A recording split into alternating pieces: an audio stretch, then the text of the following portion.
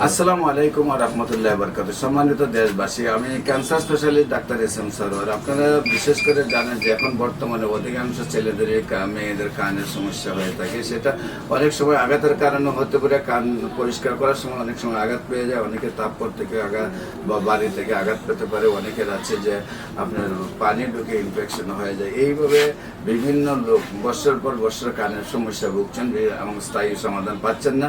যাদেরকে বলবো আমি যে আপনারা কানের চিকিৎসা করে বছর পর বছর ভুগছেন, স্থায়ী সমাধান পাচ্ছেন না, তাদেরকে আমরা গণস্বাস্থ্য হোমিওতে আহ্বান করবো। আপনারা স্থায়ীভাবে সমাধান পাবেন।